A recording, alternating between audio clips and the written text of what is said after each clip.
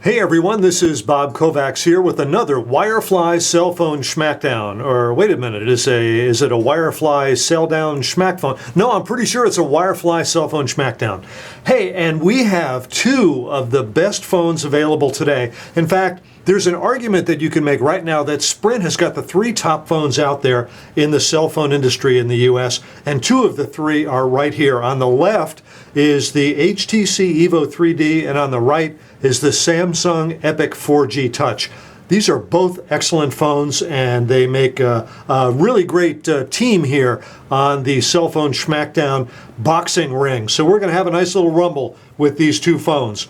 First of all, this phone came out in June, this phone came out in September, so you could say, well, the Samsung has got about 3 months on the EVO 3D. Now, 3 months in cell phones is like, that's like 27 dog years or something. That's a long time.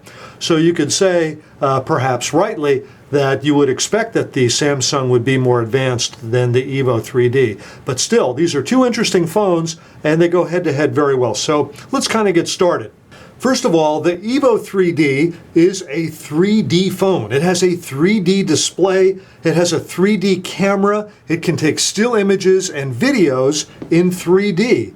Now, the user interface is not in 3D. What I'm seeing on the screen here right now is not in 3D, but you can do movies in 3D, you can do photographs in 3D, and there's also games that are in 3D. So if you have 3D content, you can view them on the EVO 3D without wearing any kind of 3D glasses. So you just have to hold the phone in a sweet spot and you get 3D. And someone can look over your shoulder and they can also find a sweet spot. So there's more than one sweet spot to get the 3D effect.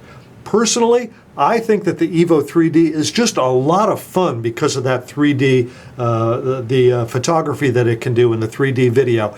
When you show it to people, most people go, wow, that's fantastic. The rest of the people, a handful of people, go, oh man, I can't see that. It gives me a headache. So probably about 1 in 10 don't get the effect, but 9 in 10 get it just fine.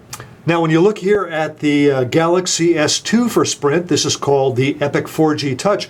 It's got a big screen. This is a 4.3-inch display with a resolution of 540 by 960, and this is a 4.5-inch display. It's actually just a snicker bigger than 4.5 inches with a resolution of 480 by 800. So you have lower resolution on the Epic 4G Touch than you have here on the EVO 3D. And you can see it when you look at the icons. Look at those icons there. Here, we've got camera to camera. Now, they're slightly different icons, but the print is smaller over here on the EVO 3D, and the actual little camera picture is smaller, and it's bigger over here. The reason why it's bigger on the Epic 4G Touch is because the lower resolution on this display. Lower resolution means that there's fewer pixels to display anything. When you have an icon that's 50 pixels tall, it is a certain height on this phone. 50 pixels over on this phone consumes less height. So you can get more icons on this screen, you can get more text, you can get more information on the screen of the HTC EVO 3D than you can over here on the Samsung Epic 4G Touch. And that's because of the difference in resolution. Now, I love high resolution. In fact, these resolutions aren't high enough for me. I want even more. And there's phones with more resolution just a month or two away as far as I know. But normally I would go for the phone with higher resolution. However, the EVO 3D has an LCD display. The Epic 4G Touch has Samsung's Super AMOLED Plus display. And what that means is that this display has got blacker blacks, it's got whiter whites, it's got more contrast snap off the display.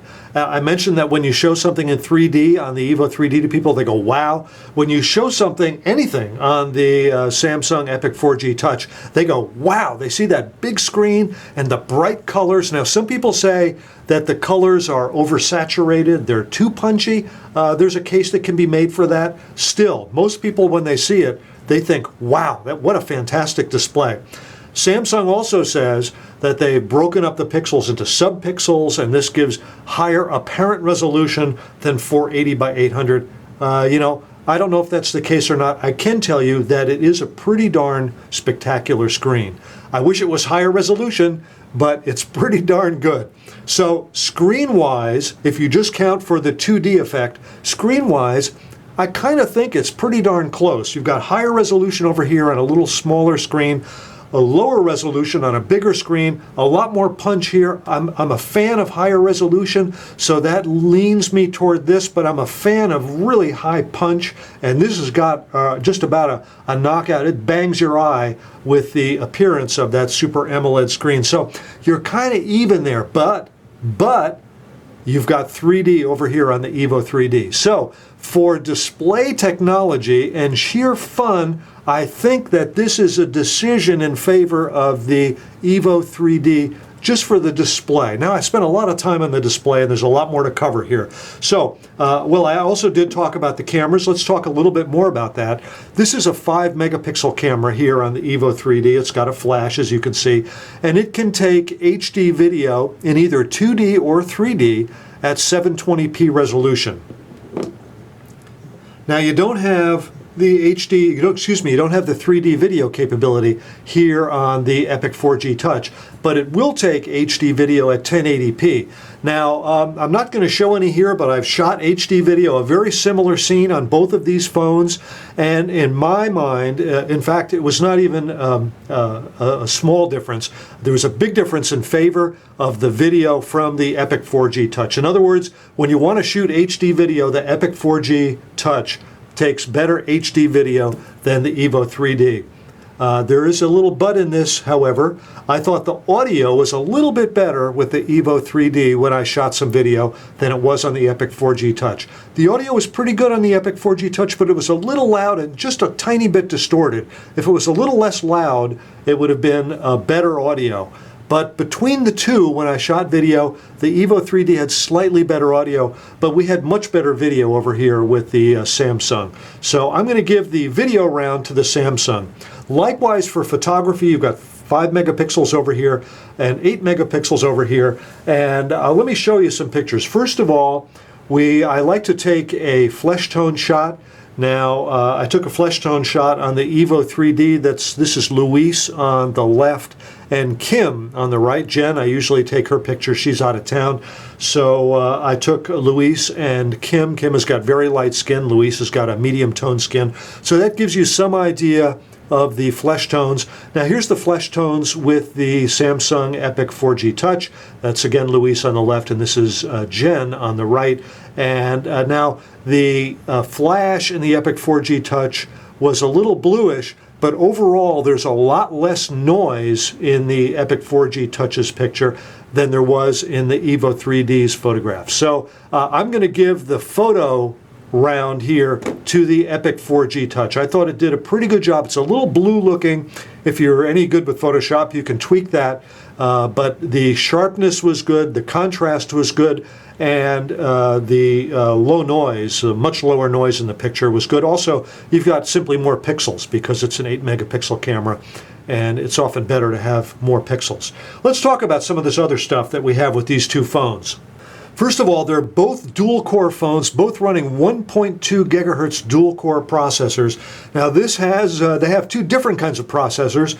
The Epic 4G Touch has a Samsung processor that is particularly fast, and we'll run a benchmark test a little later on, but they both have dual-core processors. They both have 1 gigabyte of RAM. The EVO 3D has 4 gigabytes of onboard storage, but 3 gigabytes of that are used up by the user interface, which is, of course, Sense 3.0. And I'll come back and talk about that in just a moment. Over here on the Epic 4G Touch, you have 16 gigabytes of built-in storage. A couple gigabytes of that are taken up for housekeeping within the phone, but you have a lot more available built-in storage in the Epic 4G Touch than you have in the EVO 3D. Now, the EVO 3D comes with an 8 gig micro SD card. The Epic 4G Touch does not come with a micro SD card. It comes with an empty slot.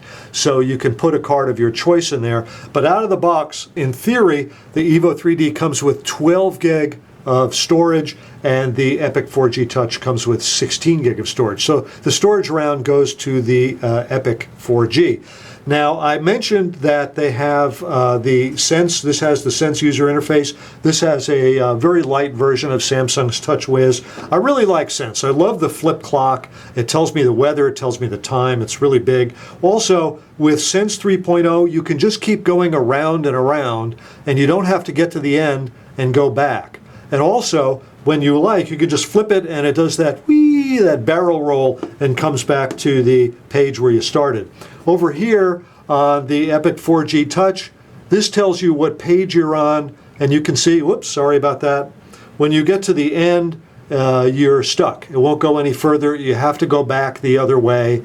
So, you know, yeah, you can get where you want to go. It's not like it's brain surgery or anything like that. But it's just more fun with Sense 3.0, and I think HTC did a really good job with that. By the way, there's now a HTC Sense 3.5 out. I've not seen any phones with it on it yet, but that will have what you see with Sense 3.0 plus some enhancements to that. So I give the nod there for the user interface to the HTC EVO 3D. I like Sense 3.0. This looks good, but Sense 3.0 is just more fun, and it's more fitting of the 3D aspects of the EVO 3D. Both of these, of course, have batteries. This has a 1,730 milliamp hour battery. This has an 1,800 milliamp hour battery. So a marginally bigger battery here in the Epic 4G Touch. I'm not sure that amounts to any longer battery life. It might. I've found the battery life to be pretty good with the EVO 3D. So far in the work I've done with the Epic 4G Touch, it's been pretty good as well. And that brings up talk quality. As far as I can tell, these phones have both about the same talk quality. I usually call my wife a couple times from the phones and ask her what it sounds like at her end, and ask her, get her to talk so I can figure out what it sounds like on my end. They both sound a little digitized, very easy to recognize the voice. The voice was certainly clear and had good punch. So I think they're both about equal from a voice talk standpoint. So that is pretty much how it goes until we get up to our benchmark tests. So let's go ahead and run the benchmark tests. I've got Quadrant loaded on both of these phones, so I'm going to run the full Quadrant benchmark. I'm going to black the camera out while it's running, and we'll come back when they're ready to wrap up and get the results. So here we go. The Epic 4G Touch is about ready to wrap up its Quadrant test. Yes, I want to get the results. This is the last of the visual tests in Quadrant, so I'm going to wait to get the scores over here on the EVO 3D. By the way, I'm kind of deep in the Wirefly building, and both of these are showing that I have a 4G connection. They both were giving me 1 bar on 4G. Now the Epic 4G Touch has actually gone to sleep on 4G because it's not used it in a little while. But here we go with the results. The EVO 3D got a score of 1,956. That's 1956. And the Epic 4G Touch got a score of 3,308. That's the highest score I've seen so far in Quadrant. Really a very high score. So no question about it that the Samsung Epic 4G Touch has a knockout punch when it comes to the Quadrant score. Really a fabulous score. Now, what does that mean? The fact is, it means that the phone moves, works very smoothly. Everything operates on it very quickly, and it's very responsive. But the fact is, a Quadrant score of 2,000 also means that the EVO 3D is very smooth and responsive as well. But there's no denying that that's a very high score. And keep in mind that Quadrant runs only on one of the cores in each of these dual-core phones. So the theory is that these phones are both significantly more powerful than that bar is indicating, because that bar is only showing what's happening on one core. Okay, so that is Quadrant. Now, I also did a speed test at my desk, a 4G speed test. I didn't think I was going to get 4G here in the studio because we're really buried in the building. I did it at my desk. Now, keep in mind, these are both Sprint phones, and they are both jockeying for 4G bandwidth at the same time. I had them right next to each other. So the one tower that's hitting these two phones is trying to feed bandwidth to these two phones. So let's go ahead and take a look at that video now. Here we are at my desk again with the HTC EVO 3D on the left and the Samsung Epic 4G Touch on the right. We're set up to do a internet speed test. Both are connected with 4G, Sprint's WiMAX, but the issue here is how much bandwidth will one phone steal from the other. Okay, so Pamela's going to come in here and touch both phones and we'll see what the speed is. Go ahead and go. And they're off. And the EVO 3D jumped out ahead, but might work out a little more even. Definitely taking some time. Okay, the EVO 3D finished up with 2.8, and now that it's done, the Epic 4G Touch leapt to around 2 megabits. There you go. Well, as you can see, that score, it probably doesn't tell us much, because when one phone finished, the other phone speeded up considerably. What I really should do is run the test on one phone and then run it on the other phone. The fact is, on both of these phones, when I have done numerous speed tests, and in both cases I've gotten speeds, high speeds. The fastest speed I've gotten has been roughly 9 megabits per second. I consider that to be a pretty darn good 4G network speed. If you can connect to a network at 9 megabits or so, you can do anything you want to do on a cell phone. Even if you can connect at 5 megabits, you can do anything you want to do on a cell phone. So I'd say they're both about even from a 4G standpoint. Okay, we're now down to it. Which is the winner of the Wirefly cell phone Schmackdown? You know, I love the EVO 3D. If I were to buy a phone today, that's probably the phone that I would buy, because I have a Sprint line right now. I really like it. I love how fun it is. I love showing people 3D pictures that I've taken. I enjoy taking 3D videos and showing those as well. When I was using the phone for a couple of weeks, I was starting to make thoughts in my head about buying a 3D monitor so I could better view these on a bigger screen. So it's an awfully fun phone. On the other hand, you can't beat the sheer specs of the Samsung Epic 4G Touch. I mean, it's got a screaming fast processor. It has completely fast benchmark scores. It is smooth and responsive. The punchiness of the Super AMOLED screen is fabulous. Both of these phones are phones that people say, wow, when they see them. So, you know, if you want to go for pure speed, and I guess I have to lean that way, this is a bit of a TKO, not a TKO, it's a decision, not a knockout, in favor of the Samsung Epic 4G Touch. These are both great phones. I would be honored to have either of these phones in my pocket. So I hate to call a winner here, but I think the winner is the Samsung Epic 4G Touch. This has been a great Wirefly cell phone Schmackdown. I'm sure you guys are going to like it. Don't forget, by the way, that Wirefly is the largest cell phone retailer on the internet, and we would be honored to have your business. So if you have any questions about these phones, drop me a line here on YouTube, and I'd be happy to work with you on it. In the meantime, I'm Bob Kovacs here at Wirefly. Thanks for watching.